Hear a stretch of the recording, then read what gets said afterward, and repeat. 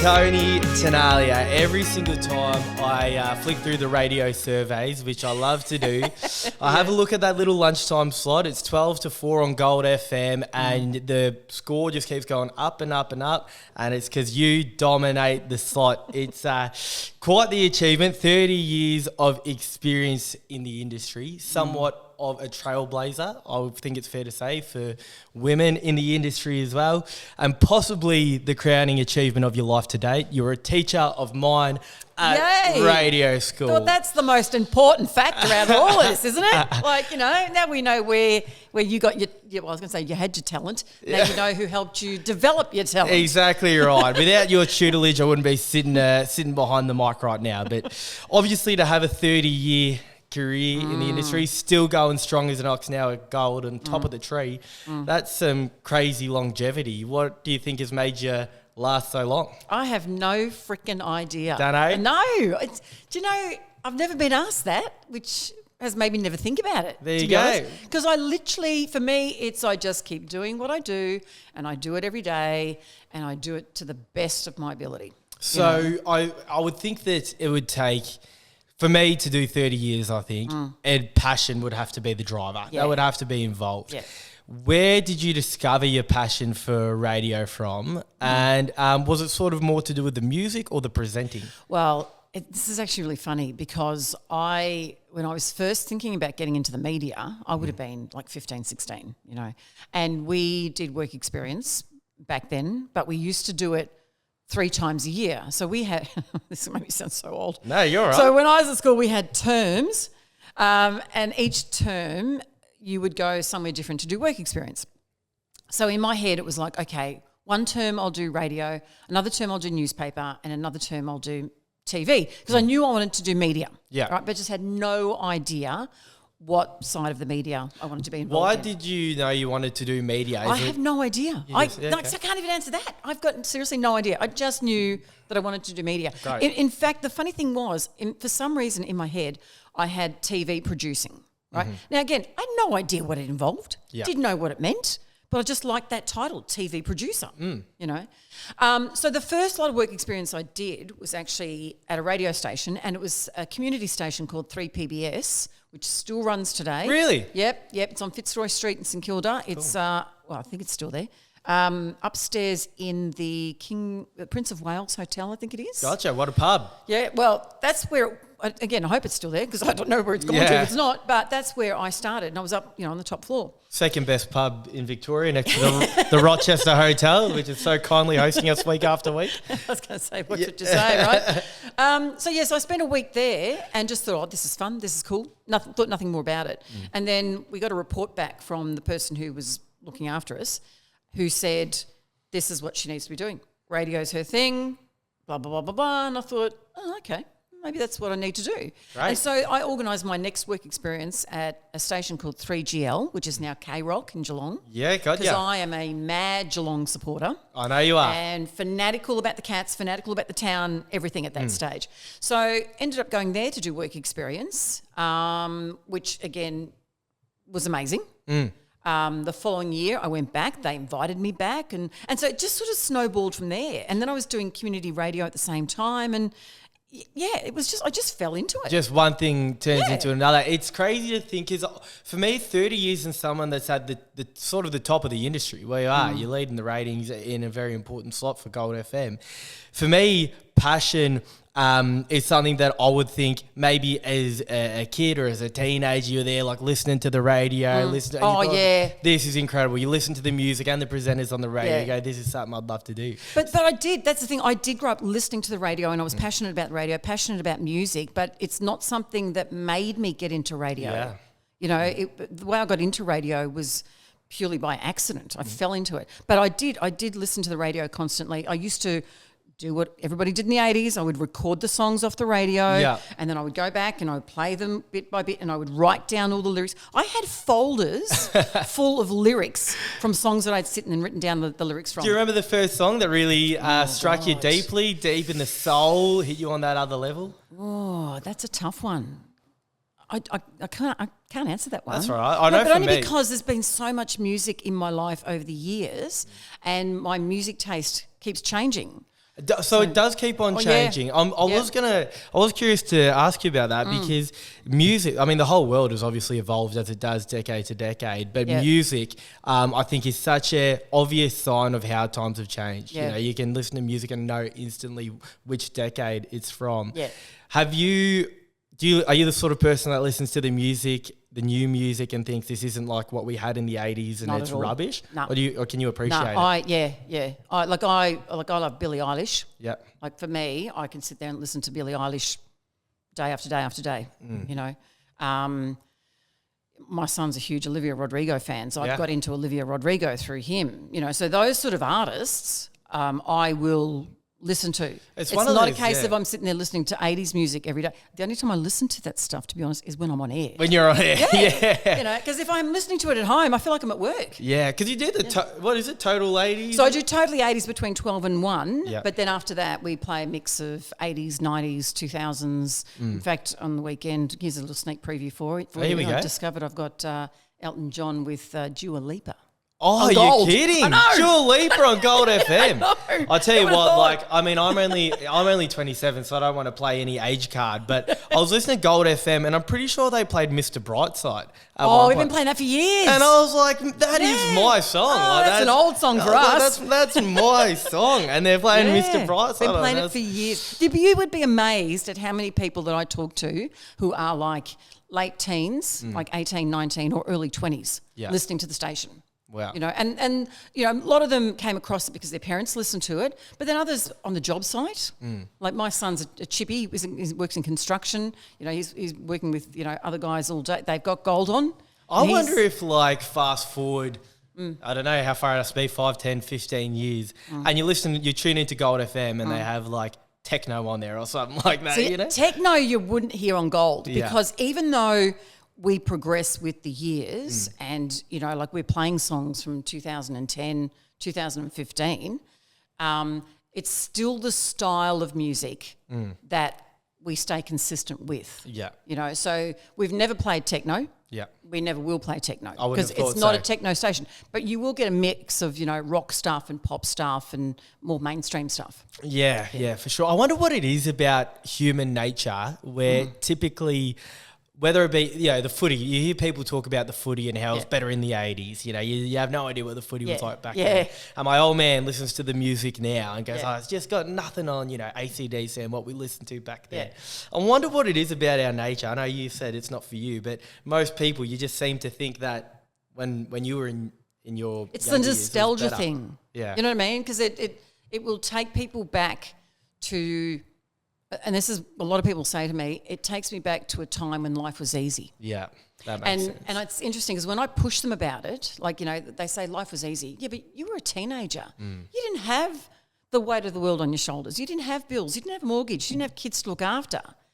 So ask your parents, did they think the 80s was easier? Yeah. You know? And it would have been. Well, for their parents, maybe not so much. Yeah, for sure. Because their parents were paying a mortgage, raising kids, having to work, trying to make ends meet. You know, so for them, life was easier because you didn't have any responsibility. No, that's true. I hadn't thought about it like that. Yeah. But if we do take you back to when you were that bright-eyed, you know, community radio station sort of host to be, hopefully, was there, because you're chasing a path that isn't necessarily a set in stone. You go to uni, you get your degree, then you go and get your job, and then hopefully you work your way up the ladder and you're the CEO in 30 years, hopefully. It's not like you have that instant not like that at all. Not like that at all. No. So did you have any doubts along the way in the journey if you would sort of make it, I suppose, or any temptation to go into another field, or did you just always have it? No. Well, I don't want to say I always had it. For me, it was like, this is my job, this is what I'm going to do, and I've got to do what I've got to do to stay in the industry. Yeah. So it's, I never, I mean, like, I suppose sometimes in the back of our minds, maybe more so now because of the fact that, you know, I have kids and responsibilities and mortgages and stuff like that, and part of you goes, oh, geez, like, am I still going to have a job tomorrow? Yeah, okay. But when you're that age, you just go for it. Yeah. And you just do it, and you don't think that you're not going to make it, you know.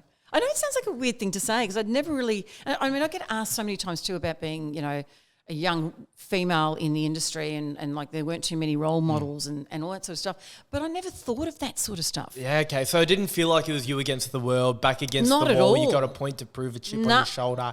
No. It just felt like you were another person in there trying to That's it. find your way. Yeah. Well, that's awesome. And I think, you know, potentially that's probably a big reason why you have gotten as far as you are, because your perception wasn't about how people perceive you. It was just about pursuing your own dream. Yeah. It was like, what do I need to do to stand out? And you would, hopefully you remember this one from, you know, the lectures that I did with you guys, but I would always say, what's going to make you stand out from everybody else? You know, if there's a job going and there's 10 of you going for the same job and you're all sounding the same, well, what's the one difference that's going to make, you know, me as an employee go, I'm going to pick that person? And that's how I always thought, well, what was going to be different about me compared to everybody else going for this job?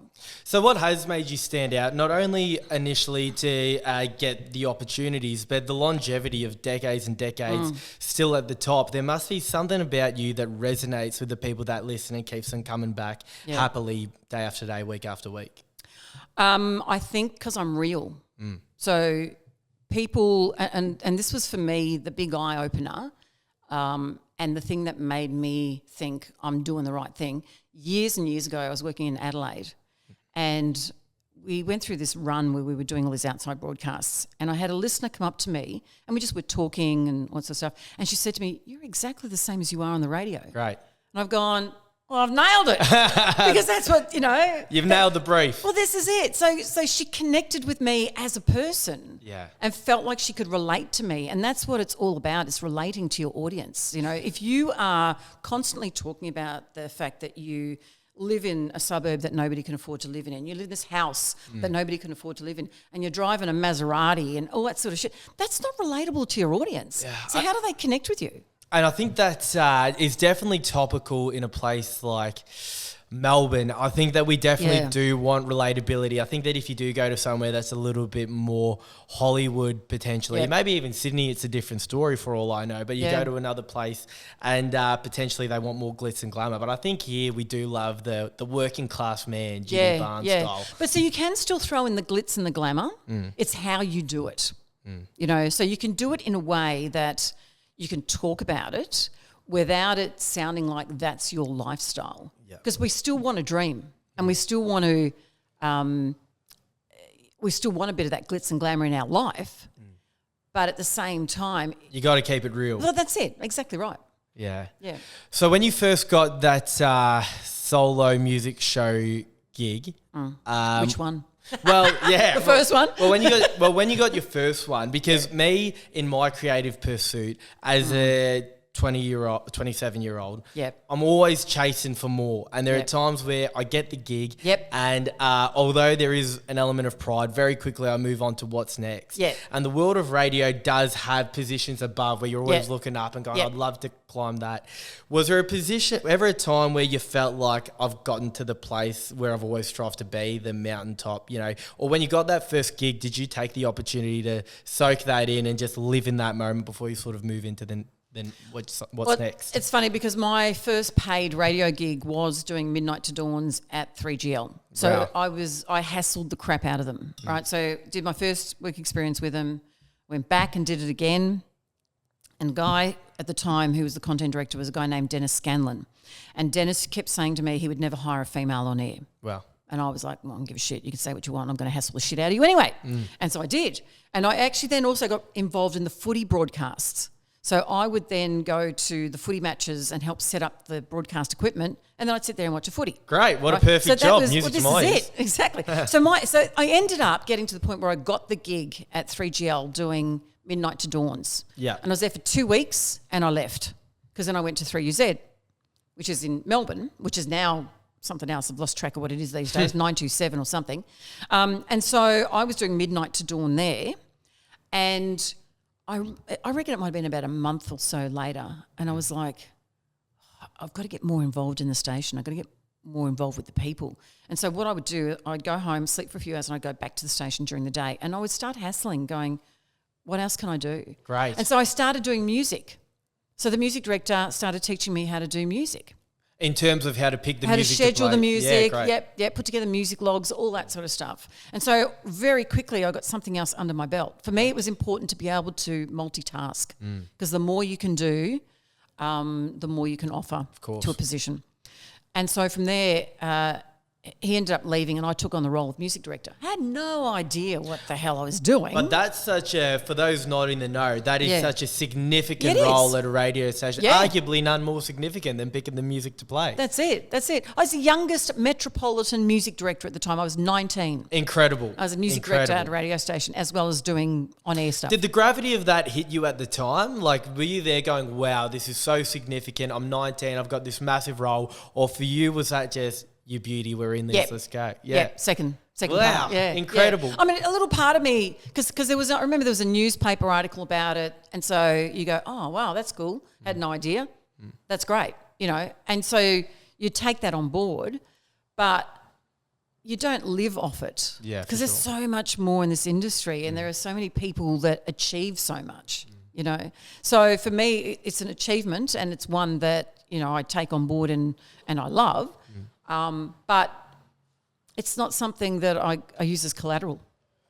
It's not. When you reflect back though at, I know that you said that you don't like looking at it, or not necessarily don't like, but at the time you didn't look at it like you were a female trying to make it in a man's industry. You didn't hit it from that perspective, and perhaps at the time you didn't properly take in or give yourself the credit for being a 19-year-old to get that gig. When you reflect back now, is there immense pride in landing that role, smashing it, and also from the female perspective as well, for potentially breaking down some barriers? I mean, like people have said, like I'm a trailblazer for other women, and I'm like, well, that's a nice thing to say, but I know that there are other women in the industry at the time that were doing things as well.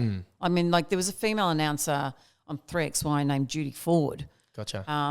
Now, I'm going to be honest, and I don't want this to sound rude, I don't really remember Judy, but that doesn't mean she didn't achieve or have huge achievements. It just means that I wasn't listening to her at the time. But, people talk about it now, and I look back now going, well, that's a huge achievement that there's this female who was presenting a music show on 3XY, a hot hit station. Of course.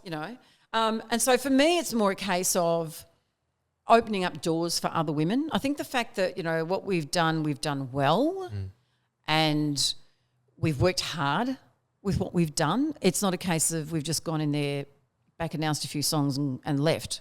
We couldn't, because there are a lot of men doing that. We needed, like the fact that we were a female, we were going to stand out anyway. Of course. But we just needed to do that little bit more. That was going to make people go, oh, okay. When you look around now, because there are so many females in the industry, if not potentially as many as men, if not more. Well, it's just funny. I'll tell you something funny about that. So when I started in afternoons on Gold 6 years ago, I was the only one in afternoons. Really? Yeah. Now, every station has a female in afternoons. That's because you were. Me. It's because you were the They're best. all trying to knock me off that number one spot, and they haven't done it. And they can't. They can't take it, and they won't take it. Twice. Yeah, that's awesome though. I'm not surprised. First they, what's the saying? There's like, first they mock and then they imitate or something like that. So I'm not surprised they've all jumped on board the same bandwagon. That is, that's pretty special. Now, since the beginning of the song, video killed the radio star. Yeah. There's been speculation that video might completely take over the digital world and radio is going to die. Yet still here you are, dominating on Gold FM. Have you ever felt vulnerable by being your position in the world of radio being taken over by this new digital landscape? Look, I don't think I don't think radio is ever going to be taken over by the digital world. People will listen to Spotify, people will listen to Apple Music, people will listen to their own playlists, but people will also listen to radio. Of course. I think there's a place for radio in this world. There is nothing I love more than music. It's my favourite thing. I just had an experience. Wish I could talk more about it, but I went away for a month and I had my phone taken away from me. And I thought that I would miss the footy. I thought that I would miss my family and friends. What I missed more than anything was listening to music, because I do it all day, every single day. And I have my playlist and I put on the song I like. I put on Mr. Brightside and it's great. But there's something that hits differently about when you're listening to the radio and your favourite radio presenter says, and next up we have Mr. Brightside by the Killers, and it comes on. There is, for whatever reason, a completely different feeling when it comes on the radio. Do you know why? Why is that? Because you're not expecting it. Yeah. You don't know what's coming up next. Whereas when you've got your playlist, you know what you've put in your playlist. Yeah. So even though you might not know, if you've got on shuffle, you may not know what the next song's going to be, but you know it's going to be one of these songs. Whereas you listen to the radio, and even though you know roughly what the station plays, you have no idea what's coming up next. I think that is the coolest part about it. We all love a surprise. Yeah. We love a surprise. Yeah. And even if you have the 5 songs that are coming up on the radio in your playlist, when it comes up on the radio, it's a different feeling to it, isn't it? It does hit differently, which is so interesting. But your job primarily isn't to play the music. It's to be the bit in between where you keep people entertained and you keep them informed.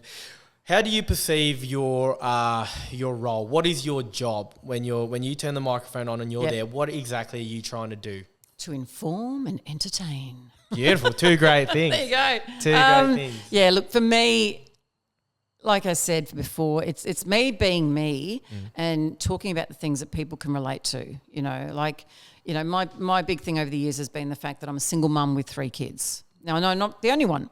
So I could talk about that and talk about the hardships, but also talk about the fun side of it, or, just things that, we've got listeners who can relate to that stuff. We've got Mother's Day coming up. Mother's Day, I'm not working Mother's Day, but, we've got different shifts that we work over the weekend. And if I'm doing a morning shift, especially if I'm starting at 6, I will make jokes about the fact that my cats usually wake me at 5:30. But hey, this morning I woke them at 4:30 and they weren't impressed. Great. That's this a is break what you call of payback. That's a great. But things like that. So people with pets totally get it. Yeah. Even people with kids totally get it. It's the power of relatability. Yeah. Having someone in the car listening going, oh, yeah, no, I've done that myself. And I think if you can really... It's the same with I've recently gotten into stand-up comedy. Yeah. And what you learn more than anything is when you say something that everyone finds relatable, that's when you really struck gold. Exactly. And you know you're really onto something. But when I first met you at radio school... Yep. I think instantly what came across was that you genuinely cared for the people that you were teaching. Yep. And you still teach now. Yep. Why are you so passionate about teaching and informing the next generation coming through? I just love to teach people. I like to watch people grow. So I like to see someone, and this is where the radio school was great because the course ran over, it was about 12 weeks, maybe a bit more. And so...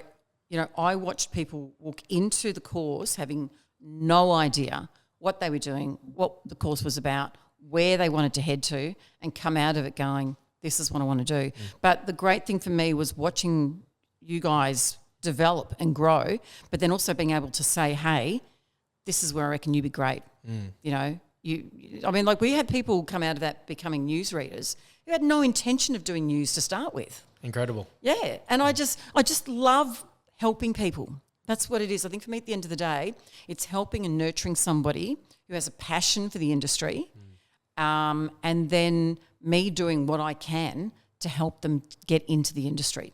It's an awesome thing. Yeah. I think it all ties in together as well because when you have that sort of nurturing, caring attitude towards helping people, even if you're not talking about something that's specific to that, when you're on radio and you're talking, people can feel that care coming through. And that's what I think keeps hooking people back is when you feel you listen to a genuine, caring person. So it's no surprise in a lot of ways that you do keep kicking these goals.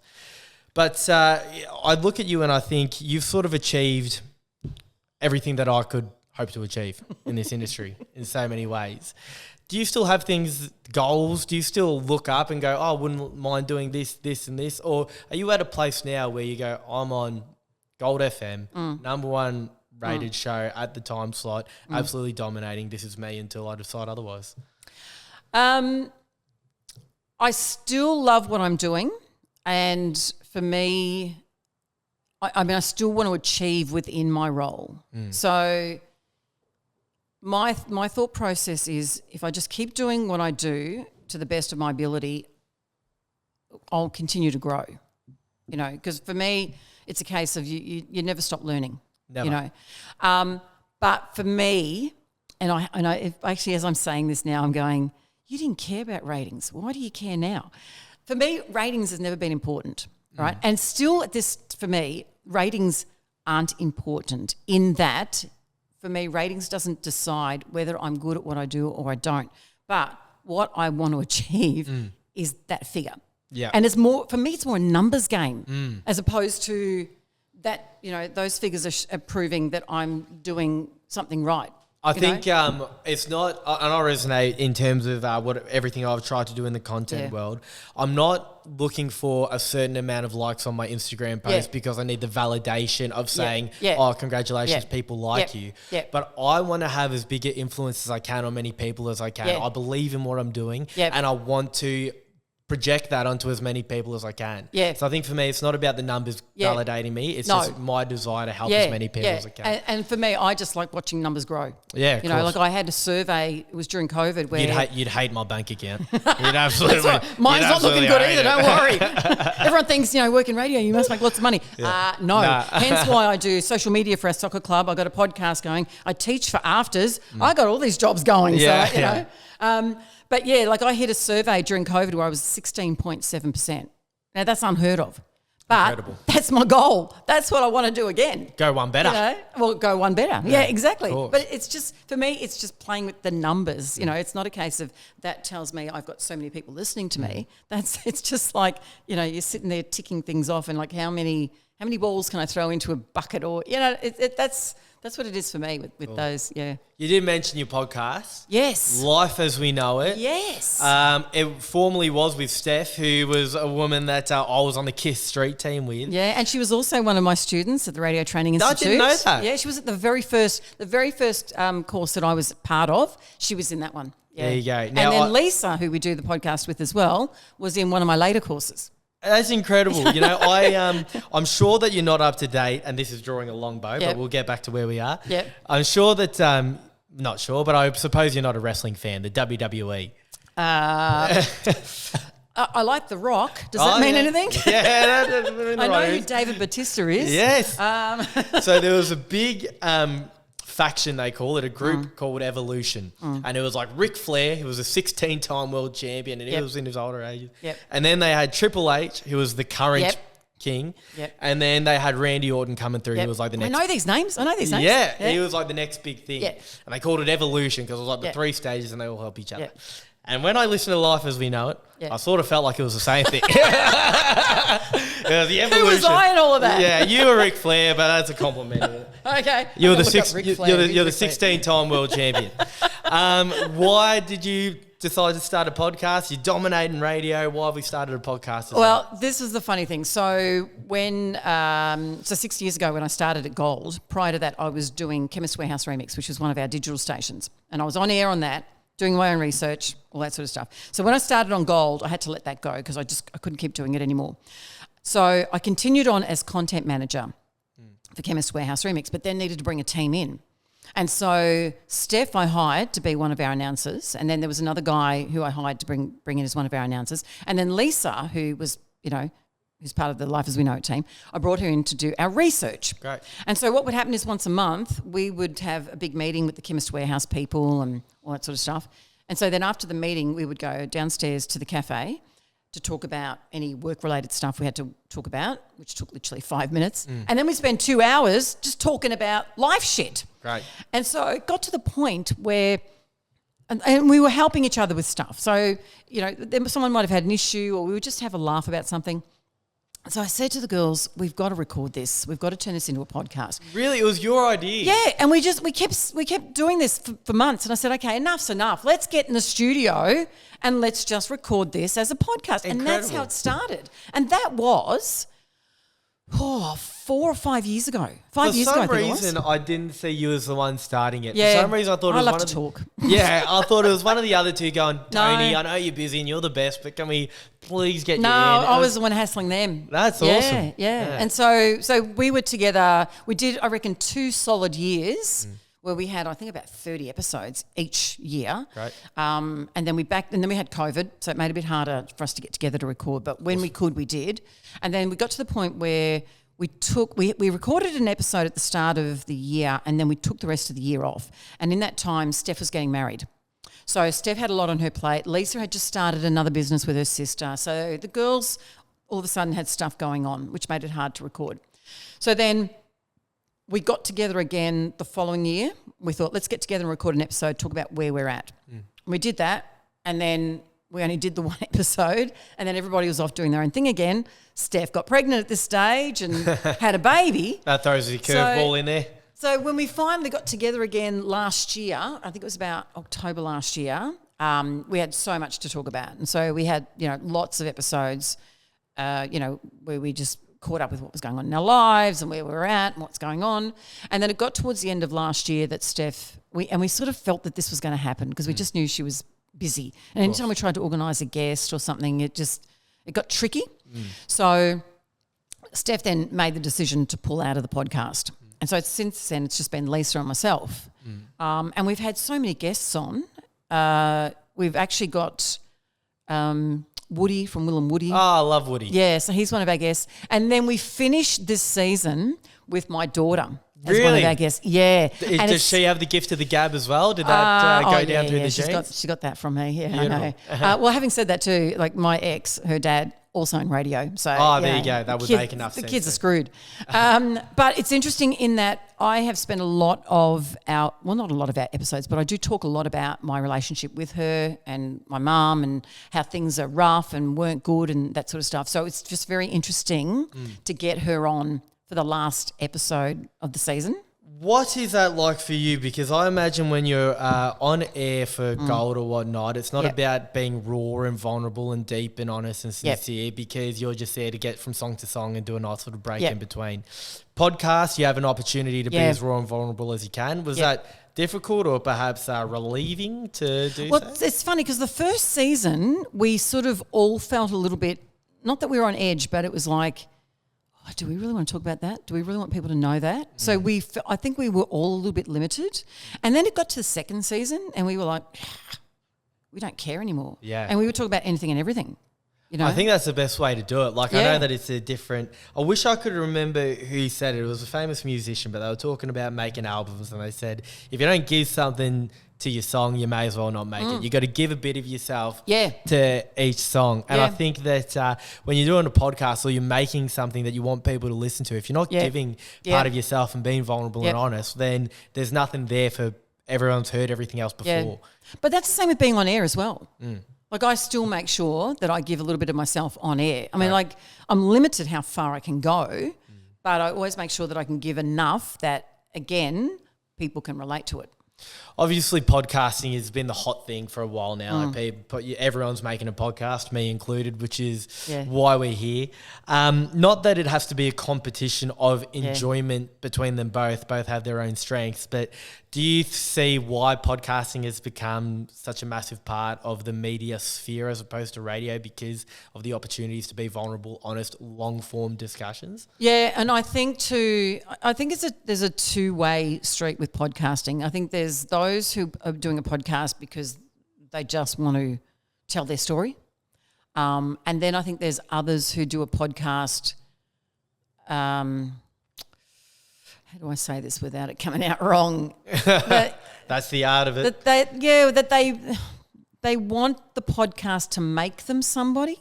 Does that make sense? Yes, 100%. Yeah, so I think the best podcasts are the ones where people are vulnerable, if that's the sort of thing you want. Of course. I mean, I love hearing about people's stories. Me too. If I'm reading a book, it's got to be a biography, autobiography. That's the sort of stuff that I love reading and listening to.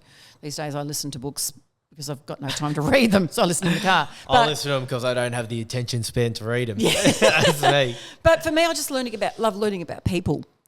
And I think that's the thing with a lot of people listening to podcasts, that, they are learning about the people that they are listening to, unless it's a specific thing to do with shoes. You do a podcast on shoes or, you know what I mean? Yeah, for sure. Yeah. I think that's you. I mean, everyone has, I suppose, but you have viewed the world through a very unique lens, because when you're on air, you are vulnerable. You're in that spot, and you're chatting to people all the time. You're chatting to the people out there in the world. You're getting so many takes every single day. Yeah. You're getting the news every day come through your show. You know, a lot of people don't listen to the news that much. Well, to be honest, I don't listen to the news that much, even when I'm on air. Oh, really? You don't get the news breaks only come because through? I can hear them. Yeah. But because I'm so busy behind the scenes, like working out, okay, I've got calls that I want to put to air. I'm editing them behind the scenes, working out, okay, I've got these songs coming up, and I'm segging sweepers between songs. Because there's so much going on, you catch glimpses of what's going on in the news, you know. So you have all these different aspects, even like things that you can say and can't say, and going back from 30 years ago, and you're 3 decades in the industry. When you look back now at the amazing 80s, you know, for what they were, from what I've heard. I wasn't there, unfortunately.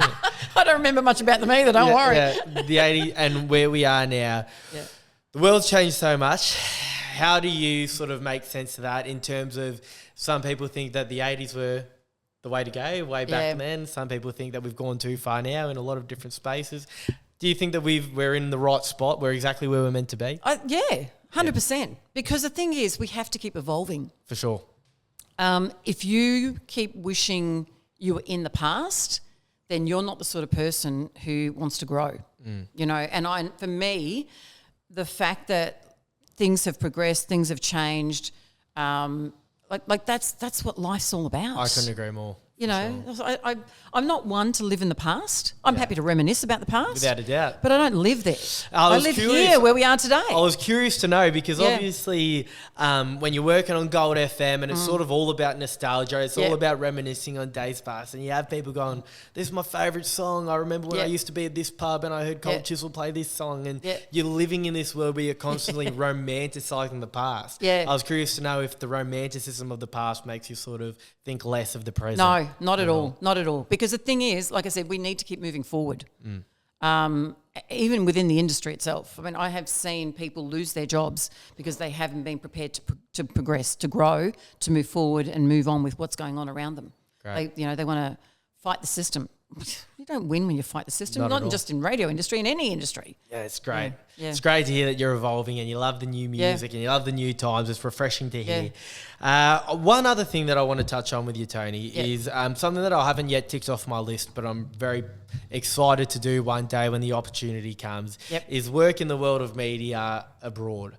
Yeah. And I believe you have worked in the UK, I think in Ireland, you know. Yeah, well. I spent 5 years overseas. So I was working in Ireland predominantly, and then spent some time in the UK working at a station called Jack FM. So, what did working overseas teach you, do you think? Because I imagine that being a foreigner, an Aussie on the waves, I don't know, some people might have loved it, some people might have hated it. Did it teach you anything about the radio industry? I don't know how much it taught me, but what it showed me was how progressed Australia was. Really? Yeah.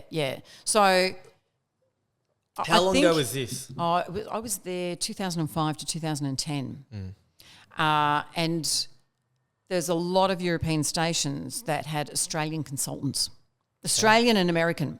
I think for me, looking back, America might have been number one for radio, with Australia 2. Now, I could be wrong, but that's just how it felt. Because I just felt like between us Aussies here and the American consultants, who we worked closely with as well, what we brought to radio in Ireland and the UK was stuff that they hadn't seen before. And so even for us, stuff we'd been doing for years, it felt good to actually then share that with another station. Cool. And see the reaction that we were getting from people within the station. What do you think separated Australia and America as well? But what was it about the Australian radio setup that sort of separated us from what they were doing over there in the UK? I think we were more progressive. Okay. We were doing more. Our contests were innovative. And I'm not saying they weren't over there, but every time we brought in an idea that we'd done in Australia that we may have even done 5 years ago, you could see the excitement in their faces. Great. But just even the ideas. I mean, I just remember we had this because I was the content director at one stage of a station in Dublin called 96 FM. And I just remember one of our salespeople bringing this promotion in going, oh, you know, it's a childcare centre who want to give away 2 spots, one this week in Drive and one next week in Drive. And I've gone, and it was a year, right? A year. And I was sitting there thinking, do you know how much this thing's worth? Yeah. Like a year childcare. Big time. And I said, hey, do you want to ask them if they'll give us a third one and we'll turn it into a major station promotion? Awesome.